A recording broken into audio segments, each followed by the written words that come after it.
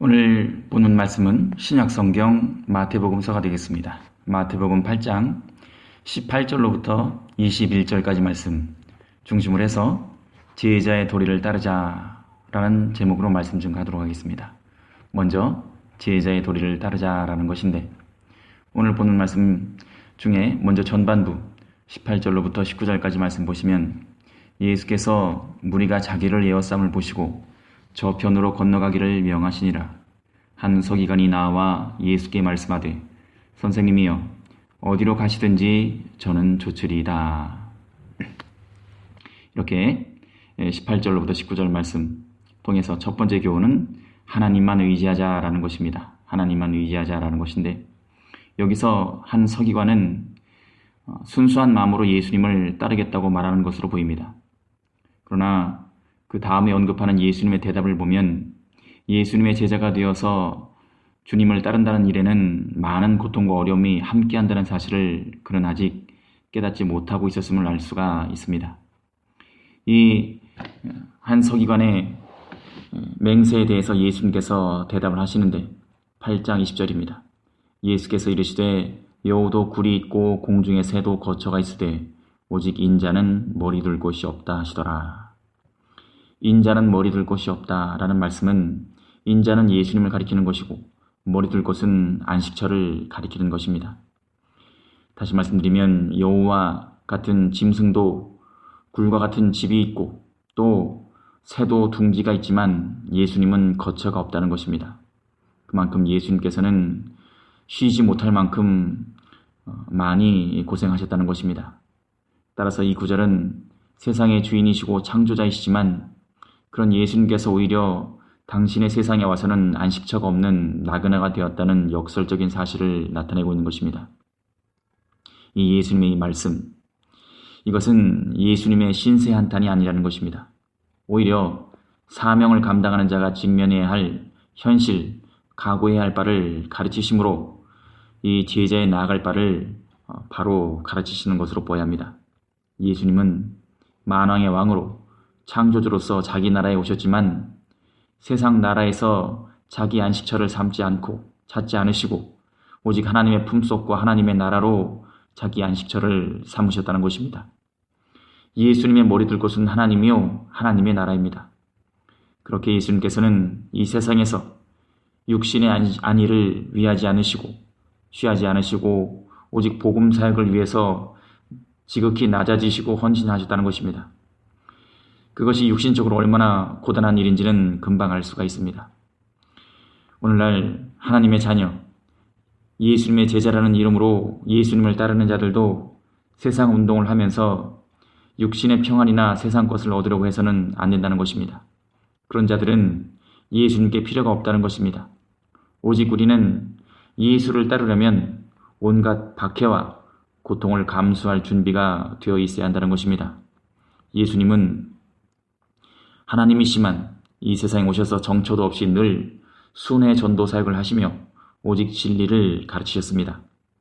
한 사람이라도 진리를 깨달은 자를 기뻐하시며 세상의 길을 전하는 자기 사명을 묵묵히 감당해내셨습니다.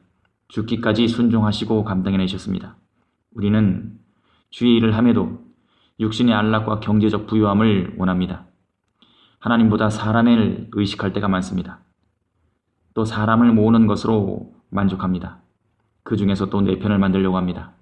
물론 복음 사역을 잘 감당하기 위해서 인간관계도 신경을 써야 하겠지만, 하지만 예수님을 따르는 제자라면, 사명자라면 하나님이 함께해 주심을 믿고 어떤 환경에서도 어떤 시련이 와도 누구보다 하나님을 안식처로 삼고 의지하고 그분의 뜻을 구하며 나아가야 할 것입니다.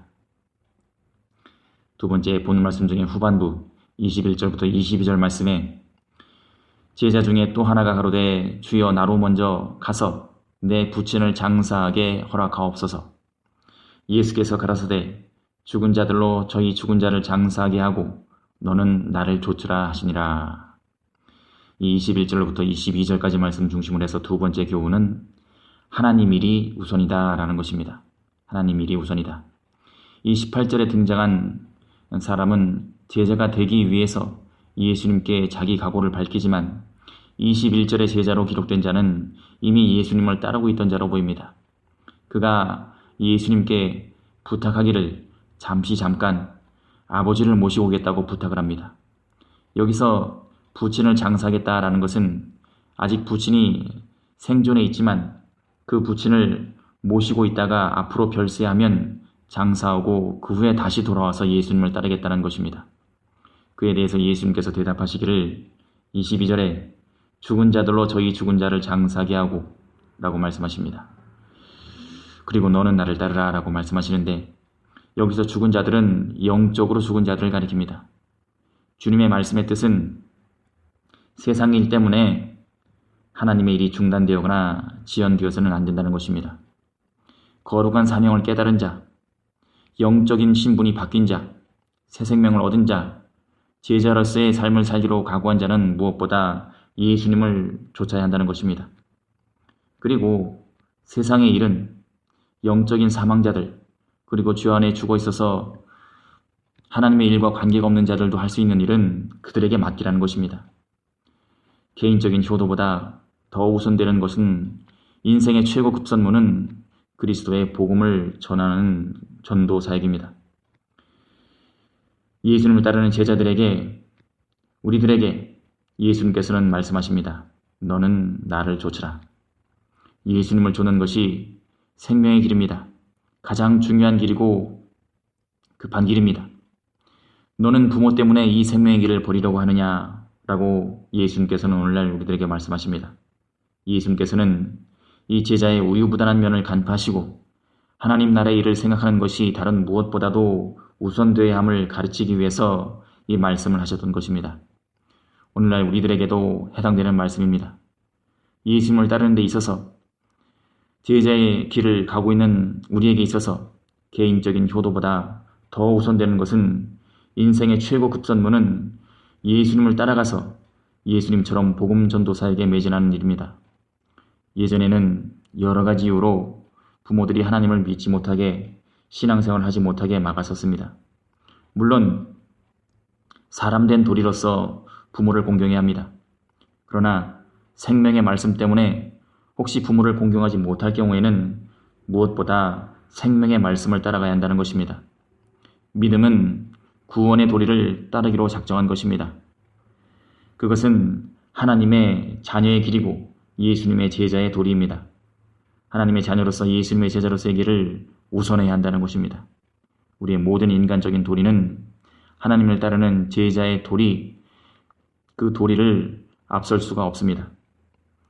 우리의 모든 인간적인 도리도 사명을 우선하고 그 사명 안에서, 말씀 안에서 행해야 한다는 것입니다.